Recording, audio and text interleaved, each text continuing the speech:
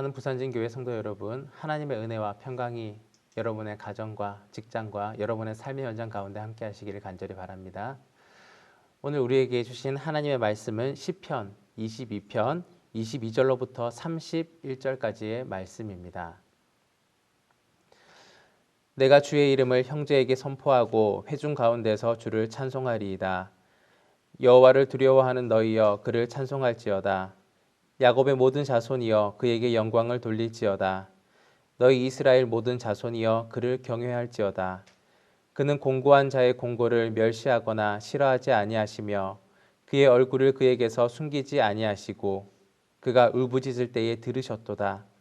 큰 회중 가운데서 나의 찬송은 주께로부터 온 것이니 주를 경외하는 자 앞에서 나의 서원을 갚으리이다.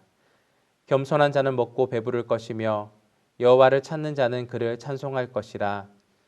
너희 마음은 영원히 살지어다. 땅의 모든 끝이 여호와를 기억하고 돌아오며 모든 나라의 모든 민족이 주의 앞에 예배하리니 나라는 여호와의 것이요 여호와는 모든 나라의 주제이심이로다. 세상의 모든 풍성한 자가 먹고 경배할 것이요 진토 속으로 내려가는 자 곧 자기 영혼을 살리지 못할 자도 다 그 앞에 절하리로다. 후손이 그를 섬길 것이요 대대의 주를 전할 것이며 와서 그의 공의에 태어날 백성에게 전하며 주께서 이를 행하셨다 할 것이로다. 아멘. 시편 22편은 아주 유명한 시편입니다. 이 시편의 별명이 있습니다. 바로 메시아 시편입니다. 메시아이신 예수님께서 십자가에서 고난당하신 모습을 묘사하고 있는 것과 같기 때문입니다. 특별히 1절 내용에 기록된 내 하나님이여 내 하나님이여 어찌 나를 버리셨나이까 라는 말씀은 예수님께서 십자가에서 외치셨던 가상 7원 중에 한마디와 너무나도 흡사하고 비슷하기 때문입니다. 그리고 14절에서 17절로 이어지는 내용은 십자가에 못 박힌 예수님과 창에 찔리신 예수님의 모습과 겹쳐져서 보여지고 있습니다.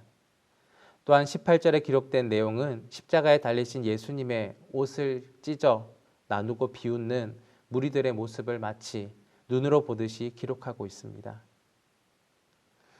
그리고 예수님을 통해 구원이 온 세상에 전파되어 모든 민족이 하나님을 예배하는 현재 상황을 마치 눈으로 바라보듯 기록하고 있는 것. 그래서 시편 22편은 메시아 시편이라고 불리우고 있습니다. 시편 22편은 다윗의 시입니다. 다윗이 자신이 처한 상황 가운데서 하나님께 올려드린 고백의 기도이며 노래입니다. 이 시편의 시작은 절망적인 탄식으로 시작되었습니다. 그리고 고통의 상황을 눈앞에 펼쳐놓듯이 묘사하고 있습니다.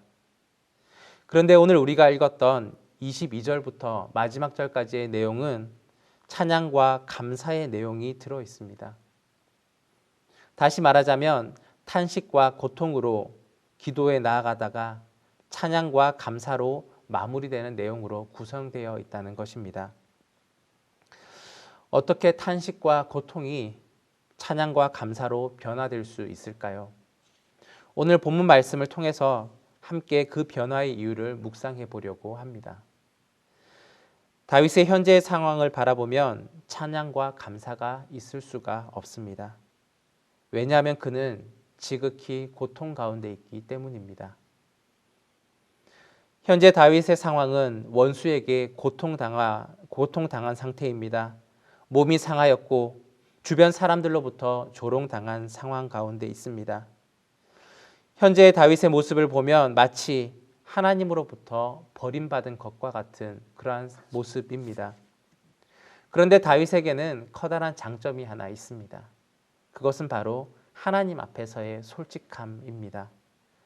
자신의 상황과 마음을 가장 잘 알고 계신 하나님께 있는 그대로의 상황, 자신이 처해 있는 그 모습 그대로를 고백하며 기도로 하나님께 아뢰었습니다. 어찌하여 나를 버리셨나이까? 라는 다윗의 탄식적인 고백은 괴로운 삶의 현실에서 하나님을 향하여 불평하는 내용이 아닙니다. 다윗은 자신의 상황이 마치 하나님께 버림받은 것 같은 힘들고 어려운 가운데 있습니다 라는 내용을 강조하기 위하여서 말한 것입니다. 하나님은 자신을 버리는 분이 아니셨기 때문에 빨리 오셔서 구원해 주실 분이시기 때문에 하나님, 내가 이러한 상황 가운데 있습니다 라고 고백하는 것이며 역설적인 표현으로 나타낸 것입니다. 다윗은 자신의 상황, 그 고난의 상황을 명확하게 하나님께 아뢰었습니다. 하나님의 은혜를 구하는 기도를 드리면서 하나님께서 주실 구원을 미리 확신했고 미리 찬양과 감사를 하나님께 올려드렸습니다. 그 내용이 바로 우리가 함께 읽었던 본문의 말씀입니다. 어떻게 고난의 상황에서 찬양과 감사로 마무리될 수 있었을까요? 그것은 바로 하나님에 대한 신뢰가 있었기 때문입니다. 믿음이라는 다리가 연결되었을 때에 가능한 일입니다. 다윗은 하나님이 선한 분이라는 확신을 가지고 있었습니다. 선하신 하나님은 의인을 기뻐하시고 악인을 미워하신 분이라는 것을 분명히 알았습니다. 그렇기에 다윗은 선으로 악을 갚으며 살았고 자신이 원수에게 보복하는 것이 아니라 하나님께서 심판해 주실 것을 기다리며 살아왔습니다. 하나님 앞에 의롭게 살아간다면 하나님이 모든 것을 심판하시고 의롭게 판단하실 것이라는 것을 믿어 의심치 않았습니다.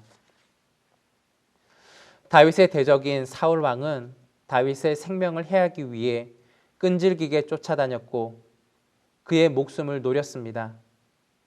그러나 다윗은 한 번도 사울의 손에 잡히지 않았습니다. 오히려 다윗은 사울을 죽일 수 있는 절체절명의 기회를 두 번이나 맞이하였습니다. 그리고 그 기회마다 다윗은 복수하는 것이 아니라 사울을 살려 주었습니다.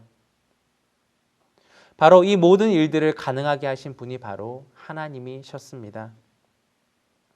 다윗은 하나님을 신뢰하고 있었기 때문에 어떠한 어려움에 처한다 할지라도 하나님께서 선하게 인도하실 것을 믿어 의심치 않았습니다. 다윗은 믿음의 고백으로 하나님이 주실 구원을 바라보았고 그렇기에 감사와 찬양을 미리 드릴 수가 있었던 것입니다. 그런데 사실 우리의 삶 속에 이와 동일한 고백을 드리기는 여간 어려운 일이 아닐 수 없습니다. 때때로 우리는 침묵하시는 하나님을 만날 때가 있습니다. 아무리 부르짖고 기도해도 응답이 없는 것 같이 보이는 시간들이 있습니다. 우리를 고난 가운데 던져두고 방치하시는 것과 같이 느껴질 때가 있습니다. 그런데 우리가 반드시 생각해 보아야 할 것이 있습니다. 여호와 하나님은 인생의 무력함과 공경에 대한 해결책이 아닙니다. 오해의 소지가 있습니다. 다시 말하자면 이렇습니다. 하나님은 내가 필요할 때 사용하는 알라딘의 요술램프나 도깨비 방망이 같은 존재가 아니라는 말씀입니다. 오히려 하나님은 우리들이 환난과 역경을 꿋꿋이 이겨내는 모습을 지켜보시기도 하십니다. 때로는 문제의 해결을 주시는 것이 아니라 어떻게 우리가 문제를 해결해 나가는지를 지켜보시는 분이시기도 하십니다. 하나님이 우리에게 기대하는 것은 인생의 문제들이 있을 때마다 그것을 해결하기 위한 방법으로 하나님께 찾아와서 매달리고 졸라대는 모습이 아닙니다. 고난의 상황이 닥친다 할지라도 그 속에 있는 하나님의 인도하심을 믿고 받아들이는 것, 마치 하나님이 나를 버리신 것 같은 상황에 처한다 할지라도 신실하게 하나님의 섭리를 믿으며 성숙한 믿음으로 살아가는 것, 하나님은 그것을 원하시는 분이십니다. 하나님이 우리에게 기대하시는 것은 바로 성숙한 믿음의 모습입니다. 하나님의 침묵은 하나님의 부재가 아닙니다. 하나님의 침묵은 인간의 믿음을 달아보시는 하나님의 연단의 한 방법인 것입니다. 우리의 눈에는 하나님의 침묵하시는 것으로 보일지 모르지만 하나님은 우리의 인생과 온 세상을 섭리하고 계십니다. 하나님은 선하신 뜻 가운데에 이 모든 세계와 우리의 인생을 이끌어가고 계십니다. 사랑하는 여러분, 신앙생활은 결코 쉬운 일이 아닙니다. 죄와 맞서서 거룩함으로 힘겹게 싸워야 하고 불신과 신뢰의 사이에서 끊임없이 방황하는, 그리고 그 방황에서 신뢰로 발걸음을 옮겨가는 것입니다. 또한 하나님께서 외면하시는 것 같은 상황을 만난다 할지라도 하나님의 인도하심을 기대하며 믿음의 고백으로 전진하는 것, 그것이 바로 신앙입니다. 하나님께 대한 전적인 믿음이 있다면 현재의 고난이 아무리 어렵고 힘든다 할지라도 앞으로 하나님이 주실 그 구원을 기대하며 감사와 찬양의 고백을 드리는 것, 이것이 바로 신앙의 모습입니다. 신앙은 생활이 아닙니다. 우리가 쉽게 사용하는 단어가 있습니다. 바로 신앙생활입니다. 신앙은 생활이 아니라 생활신앙이 되어야 합니다. 학교 생활, 직장 생활, 교회 생활, 신앙생활, 이처럼 특정한 장소와 상황에 맞춰서 그 모습이 바뀌는 것 같은 그러한 느낌이 아닙니다. 신앙은 우리의 삶 전체에 있어야 하는 것입니다. 그래서 우리의 신앙은 생활신앙이 되어야 합니다. 모든 생활의 순간, 기쁠 때에나 슬플 때에나 웃을 때에나 울 때에나 평안할 때에나 고난 중에 있을 때에나 모든 순간과 환경 가운데에 신앙의 모습으로 살아가야 하는 것입니다. 믿음은 내가 많은 것을 받고 평안함을 누릴 때 고백하는 것이 아닙니다. 없는 가운데에서도 하나님을 기대하며 나아가는 것, 하나님이 주실 구원을 끝까지 신뢰하며 나아가는 것, 그러한 고백 가운데 나아가는 것이 바로 신앙이며 믿음입니다. 히브리서 11장 1절에서 2절에는 이렇게 기록되어 있습니다. 믿음은 바라는 것들의 실상이요 보이지 않는 것들의 증거니 선진들이 이로써 증거를 얻었느니라. 아멘. 믿음은 보이지 않는 하나님을 신뢰하는 것입니다. 지금 비록 고난 중에 있다 할지라도 하나님의 선하신 인도하심을 바라보며 확신하며 나아가는 것, 그것이 바로 믿음입니다. 사랑하는 여러분, 오늘 우리는 시편 22편 22절로부터 31절까지의 말씀을 함께 묵상하였습니다. 다윗이 고백한 감사와 찬양, 하지만 다윗은 그렇게 고백할 만한 기쁨의 상황 가운데 이 시편을 기록한 것이 아닙니다.